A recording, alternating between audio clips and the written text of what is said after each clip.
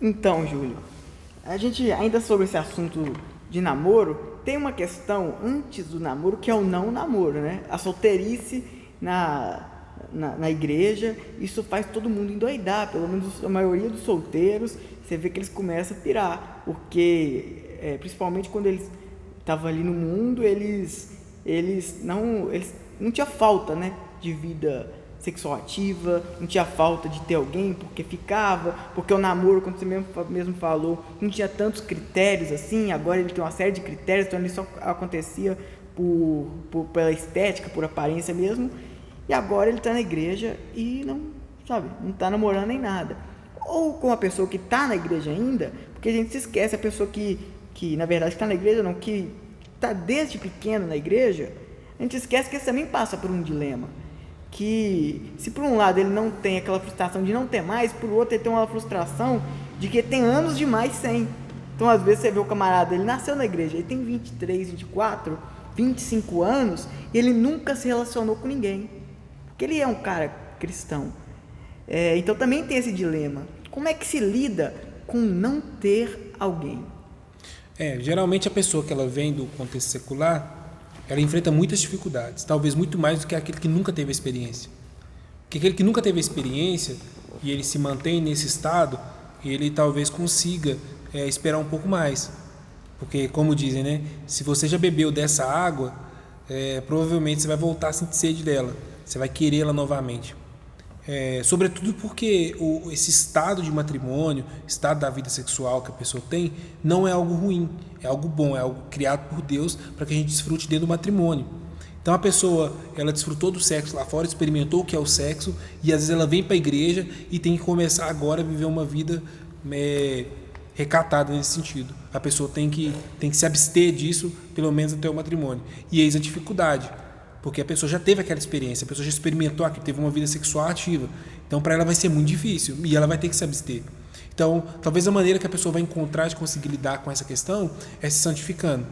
É se santificando, porque aí ela vai continuar assistindo aqueles desejos sexuais, porque eu acho que o objetivo de Deus, de maneira nenhuma, é acabar, esgotar com o desejo sexual da pessoa. A pessoa vai continuar assistindo aquele desejo sexual, só que o espírito prevalecendo sobre a carne não vai permitir com que a pessoa dê vazão para os desejos perversos, para o sentimento perverso, ou seja, dê vazão para aquele desejo sexual dela fora do matrimônio, assim pecando contra Deus e mais uma vez pecando contra o seu próprio corpo. Então ela vai continuar mantendo aquele desejo, só que aí agora ela vai ter que buscar em Deus essa alternativa, buscar uma pessoa com a qual ela possa constituir família. Como eu falei, as consequências daquilo que ela viveu lá no mundo ela ainda vai trazer, mesmo que ela se converta. Deus nos perdoa do pecado, então aquela pessoa não tem que pagar por absolutamente nada de errado que ela fez. No entanto, contudo, ela tem aquelas marcas, ela tem aquelas experiências que ela está trazendo consigo. E isso não tem como ela se desvincular disso, ela vai sofrer por isso. Ela vai continuar sofrendo por isso até ela conseguir constituir uma família. E muitos ainda, inclusive dentro do casamento, por causa desse tipo de experiência, acabam sofrendo.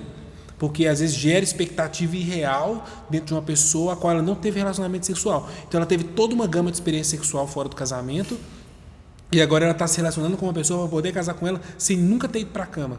E ela pode gerar uma expectativa em cima da esposa ou do marido que possa frustrar ela. Isso tem casos registrados. Eu já ouvi muitos casos disso acontecer. A pessoa teve uma vida sexual no mundo, foi para a igreja, conheceu uma pessoa, a pessoa às vezes era virgem, não teve nenhuma experiência sexual antes. Quando vai para dentro do casamento, espera que às vezes a esposa tenha um desempenho de uma atriz pornô e a esposa não tem, porque ela não tem conhecimento. Aquilo vai ter que ser desenvolvido dentro do relacionamento. Claro que não estou dizendo que a esposa vai ter que ficar igual a atriz pornô, mas às vezes o camarada está com uma expectativa irreal em cima da esposa, porque ele trouxe aquela bagagem do mundo e acaba sobrecarregando a esposa, gera crise dentro do relacionamento, gera um conflito.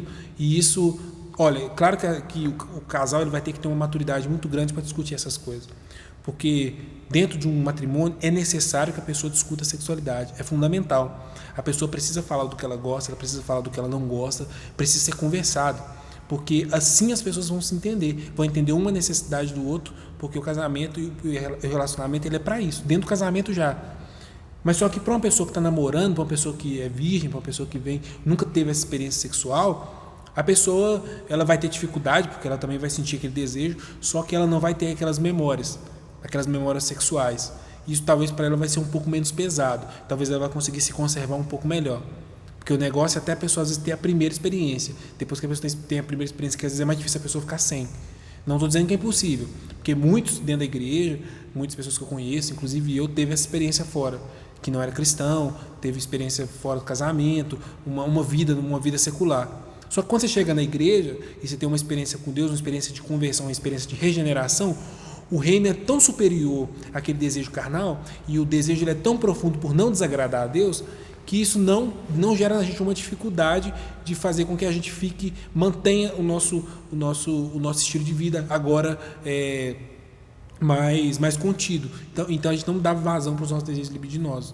Claro que a gente está sujeito a tropeçar, muitas pessoas tropeçam, muitas pessoas caem, mas aquilo não pode se tornar uma prática. Eu caí, e agora? Eu tropecei, sou cristão, namorei, caí. Gente, acontece. Claro que Deus não vai te condenar, não vai te mandar para o inferno por isso. Mas o comportamento adequado, o comportamento correto, o que o cristão precisa fazer imediatamente, aquilo precisa gerar nele um arrependimento profundo. A pessoa precisa corrigir e parar com aquilo imediatamente e evitar situações nas quais favoreça esse tipo de relação. Ficar sozinho dentro de casa, sem acompanhamento de outra pessoa, tomar cuidado nos ambientes onde vai, tomar cuidado com o tipo de beijo que às vezes dá. Então são cuidados que a pessoa precisa se cercar deles para que ela não venha a cometer esse tipo de erro. Porque uma coisa que o meu irmão me falou, na época que eu namorava, e eu guardo isso para a minha vida, ele falou o seguinte: olha, a tendência dentro de um relacionamento é que a intimidade só aumenta, ela nunca volta. Então, sua intimidade dentro de um relacionamento, ela nunca retrocede. Você nunca vai ficar menos íntimo da pessoa, você sempre vai ficar mais íntimo. E quanto mais íntimo você fica da pessoa, mais liberdade você tem, mais coragem você tem para fazer as coisas. Então é tomar cuidado para que você não desenvolva certo tipo de intimidade com a pessoa e liberdade que favoreça esse tipo de relacionamento antes do tempo, coisa que é para ser desfrutada dentro do matrimônio. É tomar cuidado, é sempre esse cuidado. Para quem está vindo do mundo, para quem está vivendo isso agora, para quem cresceu e nasceu no berço cristão e para quem veio de fora, é tomar os devidos cuidados para que não venha cometer esse tipo de erro. Porque a partir do momento que a pessoa começa a ter uma vida sexual, é muito difícil sair. É muito difícil a pessoa voltar atrás, porque já teve relacionamento que a pessoa já conhece o corpo daquela pessoa e aí ela... É difícil, né? É muito complicado, então tem que evitar e tomar cuidado. Amém. Glória a Deus.